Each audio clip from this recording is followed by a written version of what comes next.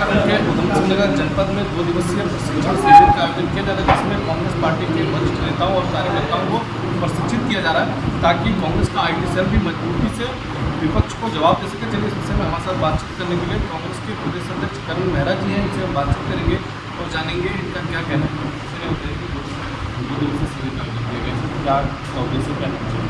देखिए, जिस तरीके से मोबाइल यूनिवर्सिटी के माध्यम से बीजेपी और आरएसएस लगातार समाज में भ्रांतियाँ फैला रहे हैं, भ्रम फैला रहे हैं, उसका जवाब कांग्रेस का कार्यकर्ता कैसे दे और सत्यता क्या है उसकी जानकारी यहाँ दी जा रही है। जैसे आपने देखा एबीवीपी विवेकानंद जी की फ़ोटो लगा के इस्तेमाल करती है, लेकिन सांप्रदायिकता के खिलाफ जितना कड़े शब्दों में विवेकानंद जी ने बोला शायद कोई और होगा। उन्होंने राक्षस की संज्ञा दी है कि जो धर्म के नाम पर राजनीति करके लाभ उठाते हैं और समाज को बांटते हैं, उन्होंने राक्षस कहा है।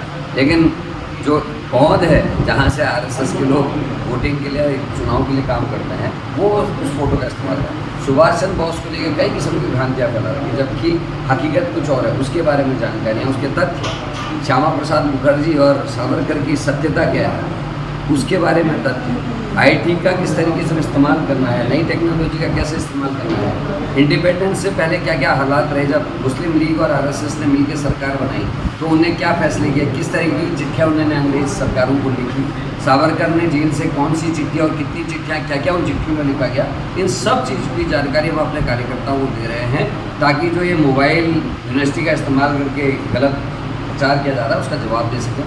जवाहरलाल नेहरू अपनी बहन से गले मिल रहे हैं और उस फोटो का इस्तेमाल आरएसएस और आरएसएस के आईटी सेल के लोग अय्याश के रूप में प्रचारित करें। आम आदमी को पता नहीं कौन है। सर, अब तक कहाँ शिक्षण शिविर आयोजित किया गया और देखिए, हम 7वां ये प्रशिक्षण चल रहा है। देहरादून में इसकी शुरुआत हुई थी, उसके बाद पौड़ी, टिहरी और उत्तरकाशी में ये प्रशिक्षण हमारे हो चुके हैं। हल्द्वानी नैनीताल जिले का हो चुका है, उधमसिंह नगर का आज है आज तक। उसके बाद अल्मोड़ा, पिथौरागढ़, चंपावत के मूंगी प्रशिक्षण होगा, एडीहाट का प्रशिक्षण है और उसके बाद जो है रुद्रप्रयाग और चमोली जनपद के प्रशिक्षण होंगे। समापन देहरादून जिले में इसका किया जाएगा। हरिद्वार हम कर चुके।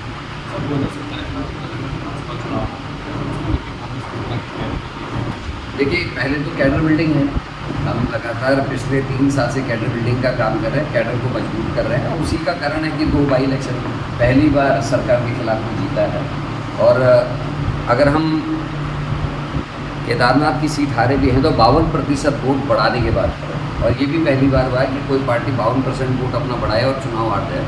ये आश्चर्य है, लेकिन उसके कुछ कारण हैं। जो महाराष्ट्र में हुआ वही हमारे केदारनाथ में भी हुआ। केदारनाथ में 4800 कुछ वोटों को काटा गया 4 महीने के अंदर, मतलब लोकसभा और जो इलेक्शन था उसके बीच में 4 महीने का कार्यकाल केवल बीच में समय था। 4800 कुछ वोटों को काटा गया और 8000 नए वोट जोड़े गए। तो आखिर 8000 वोट अचानक से 4 महीने के अंदर केदारनाथ घाटी में कैसे आए, ये एक आश्चर्यजनक बात है। इसीलिए 52% वोट कांग्रेस बढ़ाने के बाद भी उस चुनाव को हारी। तो बीजेपी की सांसें फूली हुई हैं, इसीलिए लगातार चुनाव को पीछे किया जा रहा है। आप देखिए, पंचायत चुनाव को फिर पीछे शिफ्ट कर दिया गया है। तो ये दिखाता है कि कांग्रेस मजबूत हो रही है और हम लगातार कैडर पर काम करें। हमारे प्रभारी लोग जा के पूरे क्षेत्र में काम करें और हम ग्राउंड लेवल पर अपनी तैयारी करेंगे।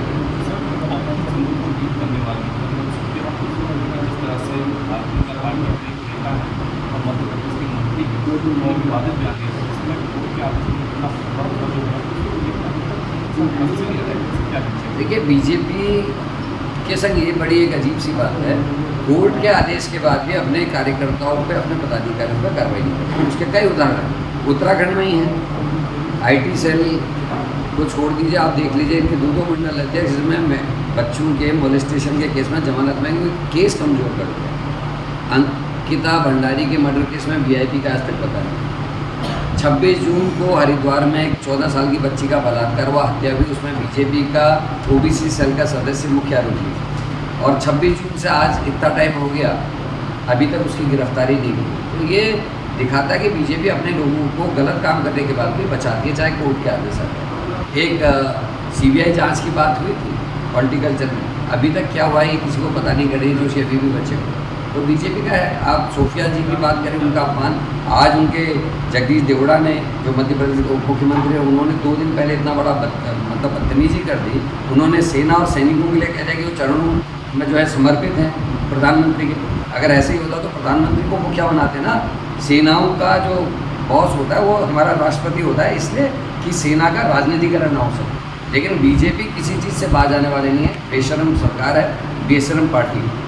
आपने सुना कि हमारे साथ बातचीत करने के लिए उत्तराखंड कांग्रेस के प्रदेश अध्यक्ष कर्नल मेहरा जी के साथ बातचीत करते हुए बताया कि उत्तराखंड में कांग्रेस कार्यकर्ताओं से तैयार करने के लिए प्रशिक्षण शिविर का आयोजन किया जा रहा है। अब तक 7 प्रशिक्षण शिविर आयोजित किए गए और भविष्य में भी अन्य जनपदों में प्रशिक्षण शिविर का आयोजन किया जाना है, ताकि अधिक से अधिक संख्या में कांग्रेस कार्यकर्ताओं को भारत के इतिहास के बारे में सटीक जानकारी दी जा सके।